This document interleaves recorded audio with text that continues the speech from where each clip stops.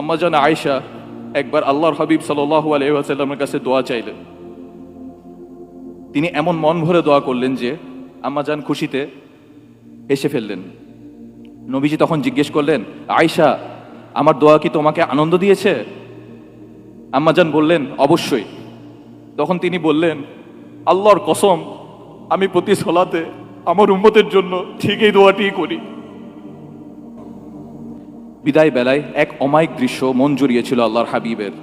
হযরত আবু বকর রাদিয়াল্লাহু তাআলা আনহু এর ইমামতিতে সাহাবীরা সালাত আদায় করছেন, প্রচণ্ড জ্বরের ব্যথাতেও।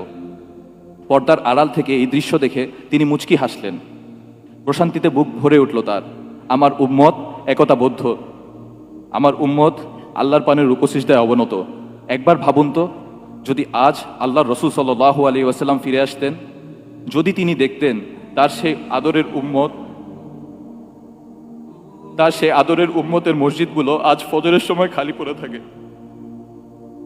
যদি তিনি দেখতেন তার ভাইরা আজ অশ্লীলতায় মগ্ন।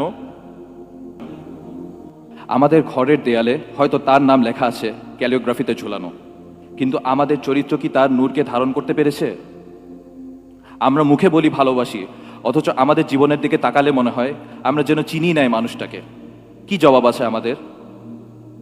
সেই দিন, যেদিন আকাশ ফেটে যাবে, নক্ষত্রগুলো খসে পড়বে, ইয়া নফসি ইয়া নফসি বলে ছুটতে থাকবে সকলে। গর্ভধারিণী মা নিজ সন্তানকে চিনবে না, বাবা চিনবে না ছেলেকে।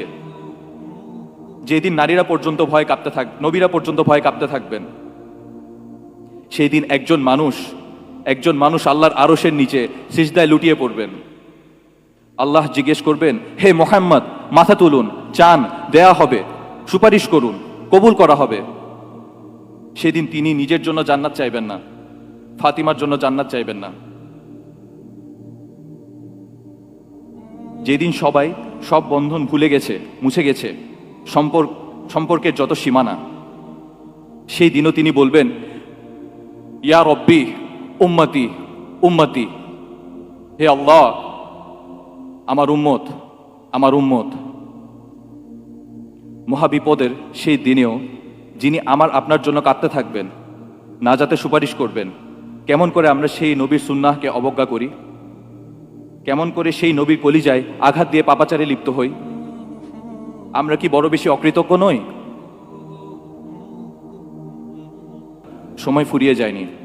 রাসূলুল্লাহ সাল্লাল্লাহু আলাইহি ওয়াসাল্লামের ভালোবাসা মানে কেবল রবিউল আউয়ালে নাত গাওয়া নয়। তার ভালোবাসা মানে তার আদর্শে নিজ সত্তাকে রাঙানো, তার আখলাকে, নিজের জীবনকে সুশোভিত করা। তিনিই তো উসওয়াতুল হাসানা, সর্বোত্তম আদর্শ। আসুন, আজকের এই কোরআন কনফারেন্স ও সিরাত এক্সিবিশন প্রোগ্রাম থেকে আমরা প্রতিজ্ঞা করি, আমরা সেই মহান মানুষটার প্রেমে পড়ব। আসুন, শপথ করি, আমরা সেই দৃশ্যের নীলিমায় হারাবো যেখানে হাউজে কাউসারের পারে সেই প্রতীক্ষিত মুহূর্তে আমাদের জন্য অপেক্ষা করবেন আল্লাহর রসুল রহমাতুল লিল আলামিন খাতামুল আম্বিয়া মুস্তাফা মুহাম্মদ সাল্লাল্লাহু আলাইহি ওয়াসাল্লাম।